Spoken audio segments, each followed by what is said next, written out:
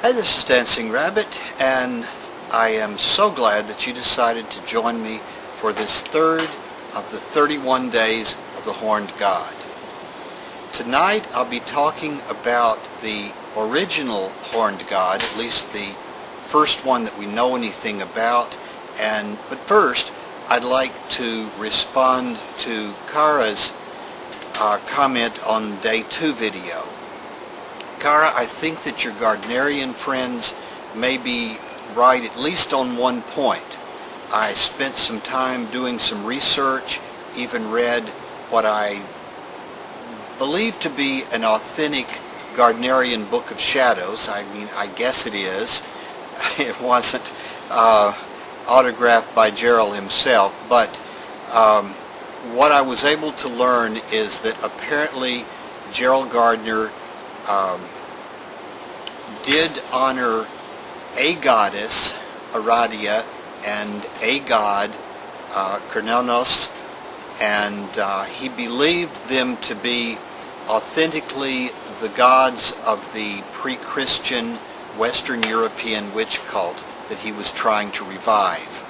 So that would make him more of a duotheistic henotheist, that is, worshiping two gods while recognizing that there are other real gods and that they're real and they're perfectly good, but perhaps for someone else, rather than the more modern soft polytheistic idea that all gods are one god and all goddesses are one goddess. So my bad, but I hope that this corrects it. I still disagree with the idea that only traditional British Wiccans are real Wiccans. I think that anybody that follows the basic ideas of Wicca could claim to be a Wiccan. In fact, it kind of gets me in trouble sometimes around some of my Reconstructionist pagan friends by saying, well, I'm not Wiccan, and they say, well, yes, you are. You believe in this and this and this, so you're Wiccan. But I think that they're interesting, but they're maybe time-wasting, useless arguments about word meanings. Okay, let's go back about 12,000 years. The last ice age is just ending. The glaciers are retreating from Europe, and in southern France, people who are basically modern humans are living as hunter-gatherers. I think since the climate was probably still rather cold, that they were doing more hunting than they were gathering, particularly during the colder months of the year. In the caves of southern France, particularly near the town of Lascaux, there are beautiful paintings. If you go into the caverns, the ones that you can actually go into, there are beautiful hunting scenes of animals, hunters. You go into other rooms, you will see some rather abstract dots which look very much like what you might see as you're going into a trance state. Other of the rooms of the caverns have stenciled human handprints, which we can only guess might be the signature of the people that used those caves. these were not caves that people lived in. So they weren't painting these things as decoration on the wall or as an artistic expression like we might do with paintings these days.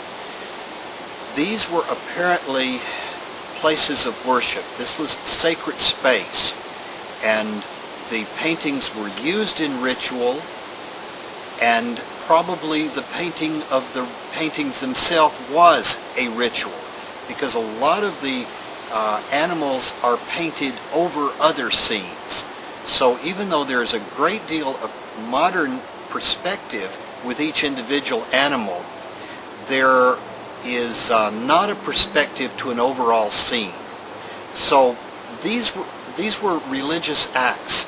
People went deep into the caverns, probably carrying reed torches or oil lamps, and spent hours doing this artwork. Now, in the Cave of Three Brothers, Tres Frères, near Lascaux, one of the rooms, which you can get to through a very narrow crawl space, so this is hands and knees and eventually wiggling along on your belly crawling to get into the room. Partway up the wall there is a very unusual painting.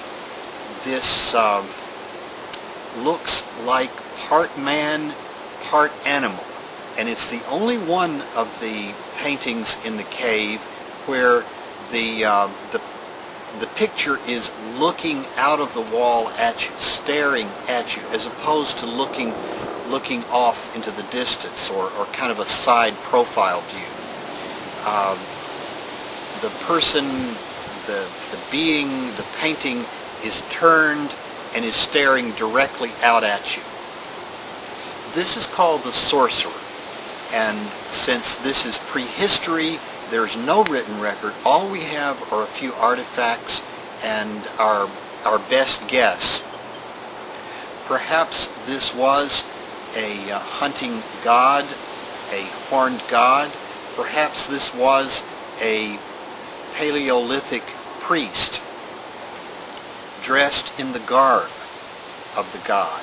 So in any case, I think that there is good evidence to suppose that these people worshipped a horned god, a lord of the hunt. It makes sense, because if you're getting your food, your livelihood from hunting, that you're going to do magic to improve your chances of the hunt, because these were people hunting really big animals with what amounted to sharp rocks tied to the end of pointy sticks. And the thing is, if you were unsuccessful, if your clan, your small tribe, your extended family was unsuccessful in several hunts, people starved to death. And sometimes, even when the hunt was successful, some of the hunters didn't come back. So I feel certain that they did religious and magical rituals prior to the hunt. There are some of the other caves that show circles of bare footprints. So apparently there was circle dancing or some sort of rituals that definitely were performed there. In my book, The Way of the Horned God, I take what may be fantasy, maybe what actually happened, but I have a story meditation in which the young man is taken into the cave by his father for his rite of manhood ritual, and he crawls through the narrow passageway by himself, holding a small stone oil lamp in his teeth. Perhaps they crawled through in total darkness. This would be very much like a rebirthing process of the baby crawling through the birth canal. And upon emerging into the room, there on the wall is the horned god. Now, above and sort of behind where the painting is, there's a ledge where somebody, a priest or another man, could have sat in the darkness to be the voice of the horned god.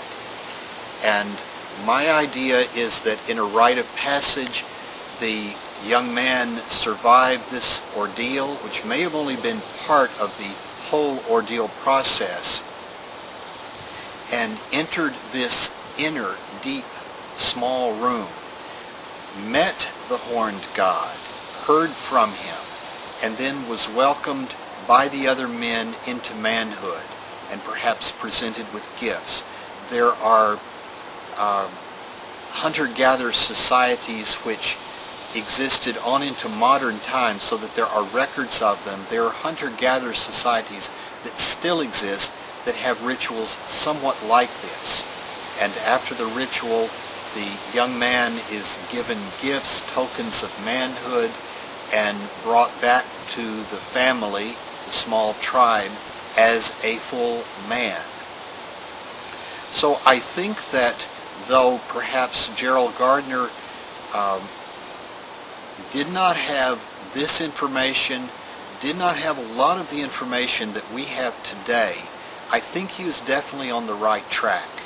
And perhaps the horned god of the traditional Wiccans is not the same person as was painted on the walls of the Lascaux caves. Or perhaps he is. Or perhaps it really doesn't matter.